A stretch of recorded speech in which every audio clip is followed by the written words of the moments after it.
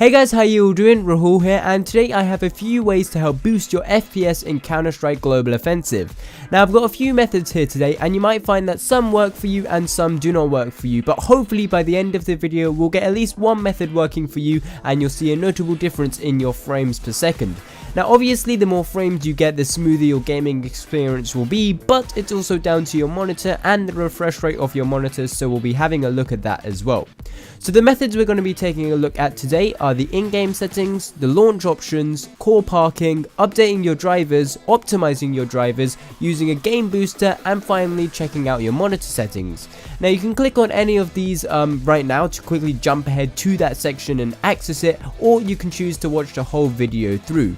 Now before we just go on, I am sorry if none of these do help you. If you want to leave in the comments any questions you have or anything, I'll be sure to try and help you out, but hopefully by the end of this video we'll be helping you out in some way or form, or maybe all of these methods will work and you'll be getting a load more frames than you used to before. So we can start off with the in-game settings, and the only settings we're going to be having a look at for in-game are the video settings. And once you're in there, the first, well, to start off with, you can have a look at your advanced video options. Now here they'll probably start off on auto. They might be the same as mine, they might be a bit lower. But if you want the best frames possible, you want to drop everything, all of these settings down to low, and the main ones which you want to be having on low are your global shadow quality, your shader detail, and the anti-aliasing modes, because these are the ones which are going to be affecting your frames per second the most. The others still have a slight effect, but they're not as big as the ones I just said, so you want to be dropping them to low, though having everything on low will be the best for your performance and your frames per second. So if you want the most frames, then drop everything to low. Moving along, we can look up a little bit and have a look at the resolutions. Now the two ones which are going to be affecting your frames per second here are the aspect ratio and your resolution. Now I would recommend keeping the aspect ratio to whatever you're used to. This is just because if you are changing your aspect ratio, then it basically changes the way you're playing the game, because it might mean you're now going to be playing stretched or something. Arguably stretched could be a better thing or a worse thing, but that's up to you, for you to decide. But I would say keep the same aspect ratio. For me it's 16:9, and just change your resolution. If you're finding at 1080p it doesn't give you enough frames, you can probably drop it down to say like 720p, so 1280 by 720. Your game will look a bit different. It probably won't look as like high quality, however you're going to get more frames, and you're going to have a smoother playing experience. So this is just for you to kind of mess about with, see which one works for you, and see which one gives you the best frames to play with. I though would recommend trying to stick with whatever resolution you're playing with, just because there are other ways to boost your FPS, and this is probably like a last resort to change, because it will change the whole way you play the game and the whole way your game looks. So I wouldn't really recommend changing this unless like you really have to gain those extra frames per second. Now we can have a look at the launch options, and I have to say that these generally don't have the biggest effect on your frames per second. However, I'll show you them anyway because they are useful to know. So when you're on Steam, you just want to right click your game, go down to properties, and then go to set launch options, and then a little box will open. These will be in the description so you can copy them, but I'll quickly just go over what each of them do. So for the no vid, it basically cuts out that little intro video at the start of your game. Doesn't really help your frames per second, but it just means you can get into the game quicker. For high, this will set your game to high priority mode.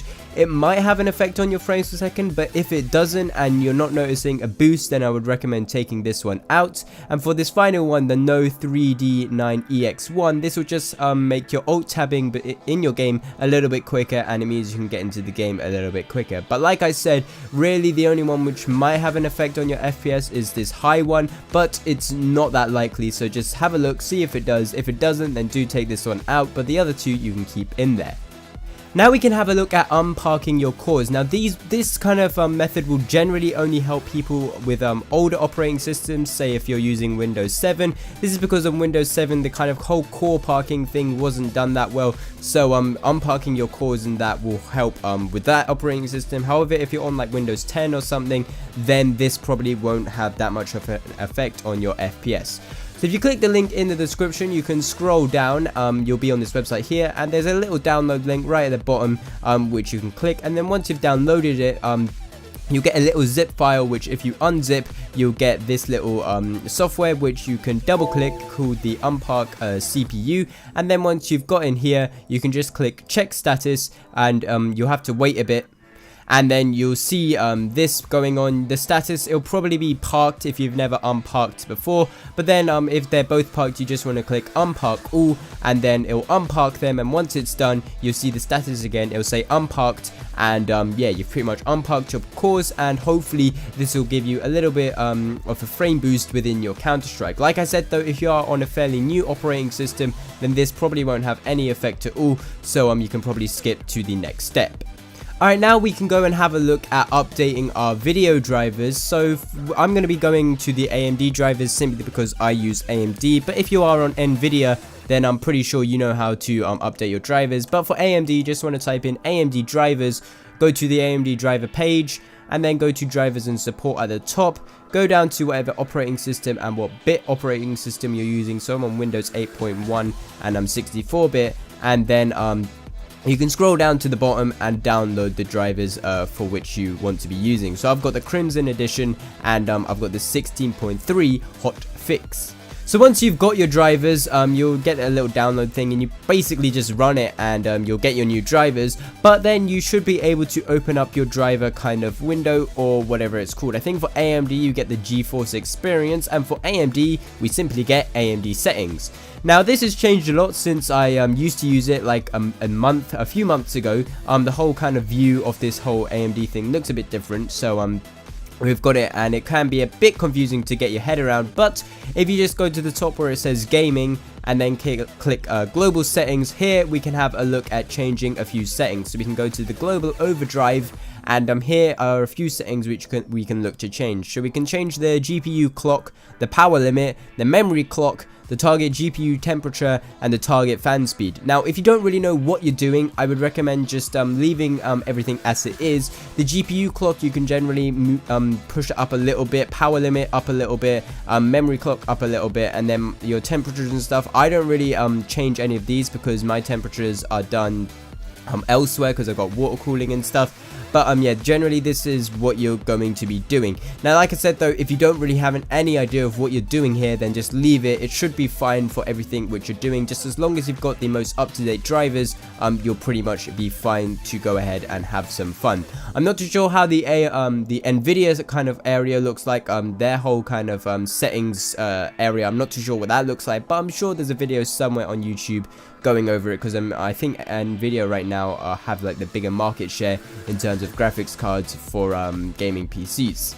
Now we can move on to having a look at getting a game booster or something. The one I personally use is Razer Game Booster or Razer Cortex.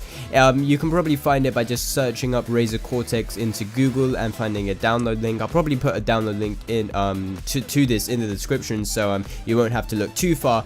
But once you've downloaded it, installed it, and once you've opened it up, it'll basically look like this, and you'll have all your games which you've got installed on your hard drive here. So you can just like click it, and then you can start your game. But what we're going to have a quick look at is the boost setting, and in here we can basically have a look and choose which programs we're going to terminate when we are ready to play our game. Now you can go through all of these are programs which are currently open, and you can have a look at terminating them. This is like the kind of manual settings which you're going to be changing. Everything else is done via the app, and it does it all itself, but it's really cool. It just like closes processes and things which aren't really going to be needed whilst you're playing the game, and then it gives like more it allows your PC to focus more on the game itself. And I think it helps a bit with the frames per second. For me personally, it helped a little bit. I don't know about you, it might help, it might not. Just give it a go. If it doesn't help, then you can always uninstall it, but it's worth a try, and there's no real harm in trying it for yourself. So give it a go,